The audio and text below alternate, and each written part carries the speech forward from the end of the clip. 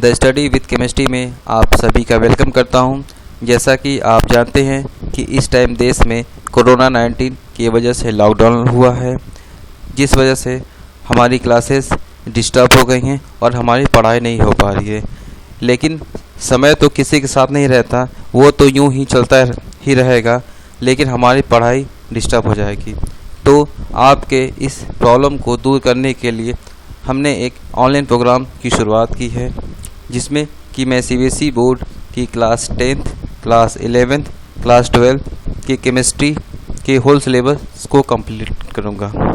तो इस प्रोग्राम को आगे बढ़ाते हुए मैं आज आपके लिए केमिस्ट्री का एक इंट्रोडक्शन लाया हूं। तो आइए स्टार्ट करते हैं। सबसे पहले केमिस्ट्री क्या होती है हम देखेंगे। Chemistry is the branch of science which deals with the composition, structure and property of matter. ये एक केमिस्ट्री का बेसिक डिफिनीशन है। इसे तो हर किसी क्लास के बच्चे को रिकॉल होना चाहिए, चाहे वो 10th क्लास का बच्चा हो, चाहे 11th क्लास का या फिर 12th क्लास का। सेकेंड पॉइंट देखते हैं। Chemistry is a physical science and it is study of the properties of interaction between matter and energy. ये बिल्कुल सही बात है। केमिस्ट्री एक ऐसा फिजिकल साइंस है जिसमें कि हम मैटर और एनर्जी के इंटरेक्शन को देखते हैं। थर्ड पॉइंट क्या है। Chemistry is the scientific discipline involve with the element and compound, atom, molecules और आयन के कंपोजिशन से हम कंपाउंड का फॉर्मेशन करते हैं। और एक पॉइंट तो सभी को रिकॉल होना चाहिए कि जैसे हर सब्जेक्ट का कोई ना कोई गिवन होता है, तो हम ये कहते हैं कि बहुत से बुकों में इस बारे में काफ़ी ये क्लियर बातें कही गई हैं। Antoine Lavoisier is the known as the father of modern chemistry, यानी कि मॉडर्न केमिस्ट्री के जो फादर कहे जाते हैं ये एंटोनियो लेवोसियर कहे जाते हैं। तो अब हम देखेंगे कुछ बेसिक्स पॉइंट ऑफ केमिस्ट्री। तो स्टार्ट करते हैं बेसिक पॉइंट ऑफ केमिस्ट्री। सबसे पहले स्टार्ट करते हैं मैटर। ये काफ़ी कॉमन पॉइंट है। इसे हम कहते हैं in chemistry matter is defined as anything that has a rest, mass and volume. The atom is the basic unit of chemistry, जो हम पहले से जानते हैं। It consist of a dense core called the atomic nucleus surrounded by a space occupied by an electron. जैसा कि हमने देखा, जो एटम होता है किसी भी केमिस्ट्री में, the atom is the basic unit of chemistry, यानी केमिस्ट्री का जो बेसिक यूनिट होता है वो एटम होता है। जैसे कि बायोलॉजी के जो बेसिक यूनिट होते हैं वो सेल होते हैं, उसी तरीके से केमिस्ट्री में एटम कहे जाते हैं। ये जो एटम होता है किसी न्यूक्लियस में इलेक्ट्रॉनों के सराउंड से घिरा होता है और बीच में न्यूक्लियस होते हैं। The nucleus is made of the positively charge proton and uncharge neutron. जैसा कि हम जानते हैं, a substance that can not be reduce to simpler substance by normal chemical means and that is composed of atom having an identical number of proton in each nucleus। Compound क्या है? ए compound is a pure chemical substance composed of more than one element। The properties of compound bear the little similarity to those of its element। The standard nomenclature of the compound is set by IUPAC। यानी कि हम कहते हैं compound is a pure chemical substance composed of more than one element, यानी कि compound एक ऐसा chemical substance होता है जो मोर देन वन एलिमेंट से फॉर्म किया होता है और इसकी जो कुछ प्रॉपर्टीज होती हैं एलिमेंट से सिमिलर होती हैं। और हर कंपाउंड की जो नेमिंग होती है उसकी एक सिस्टम होते हैं या सिस्टम के द्वारा गिवन होता है। तो कंपाउंड की नेमिंग के लिए एक इंस्टीट्यूट है जिसका नाम है international union pure and applied chemistry, जिसे हम शॉर्ट में IUPAC कहते हैं। मॉलिक्यूल क्या होता है? A molecule is the smallest individual portion of a pure chemical substance that has its unique set of chemical properties. Means a molecule is a smallest individual portion of an pure chemical substance. अब हम देखेंगे ऐसे chemistry की कौन कौन सी branches है। Mainly chemistry के 3 ब्रांच कहे जाते हैं। फर्स्ट को कहते हैं इनऑर्गेनिक केमिस्ट्री। इसमें क्या करते हैं? It is the study of the properties and the reaction of inorganic chemist compound, यानी कि केमिस्ट्री का वह पार्ट जिसमें कि हम इनऑर्गेनिक कहते हैं या उनकी खास बातें, उसे कहते हैं डिस्टिंक्शन कहते हैं, डिसिप्लिन होते हैं। और सेकेंड पॉइंट है organic chemistry. It is the study of the structure, properties, composition, mechanism and reaction of the organic compound. An organic compound is defined as any compound based on carbon excretion. यानी कि हम कह सकते हैं the study of the structure, properties, composition, mechanism and reaction of organic compound. Organic compound में हम basically किसी भी कंपाउंड के structure, properties, composition, mechanism and उसके ऑर्गेनिक रिएक्शन की स्टडी करते हैं.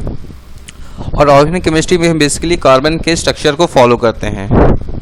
अब हम देखेंगे physical chemistry. It is the study of the physical and the fundamental basis of the chemical system that processes in particular the energetic and the dynamic of such system, and the process or interest to the physical chemicals. Important area of the study include chemical thermodynamics, chemical kinetic, electrochemistry and statistical mechanics. अब हम ऐसे कुछ example देखेंगे जिनका हम daily life में use करते हैं. जैसे बॉडी कंपोजिशन करती है. बॉडी हमारे किन किन चीज़ों से मिलकर बना होता है. जैसे बॉडी हमारे बेसिकली बने होते हैं, नाइट्रोजन होते हैं, फास्फोरस होते हैं, हाइड्रोजन है, ऑक्सीजन है, कैल्शियम, पोटेशियम, सल्फर, मैग्नीशियम. ये कुछ ऐसे एलिमेंट हैं जिनसे कि हमारा बॉडी फॉर्म किया होता है. केमिस्ट्री से हमारे मोशन भी कंट्रोल होते हैं. जैसे हम क्या फीलिंग्स, कुछ मोशंस ऐसे होते हैं, फीलिंग है happy, sad, elastic, relax, statics. यानी कि जो पेड़ पौधे फूड का फॉर्मेशन करते हैं उसे कहते हैं फोटोसिंथेसिस. वो भी केमिस्ट्री की ही देन है, यानी कि वो केमिस्ट्री का ही पार्ट है. वो केमिस्ट्री यानी कि केमिस्ट्री के ही से ही हम इनका फॉर्मेशन करते हैं. Which is complex chemical reaction itself. वो काफ़ी कॉम्प्लेक्स केमिकल रिएक्शन होता है. यानी कि हम देखते हैं कि केमिस्ट्री के हर पार्ट में इनके यूज होते हैं. उससे हम केमिकल रिएक्शन फॉलो करते हैं. किस केमिकल रिएक्शन के तो ये फूड को फॉर्मेशन करता है. 6CO2 + 6H2O + sunlight to give glucose C6H12O6 + CO2. O2 oxygen air में चला जाएगा और ग्लूकोज से हमें एनर्जी मिलती है. अब हम देखते हैं केमिस्ट्री इन हाइजीन क्या होते हैं. हाइजीन देखेंगे. The chemistry of an onion. Onion के पीछे क्या केमिस्ट्री होती है.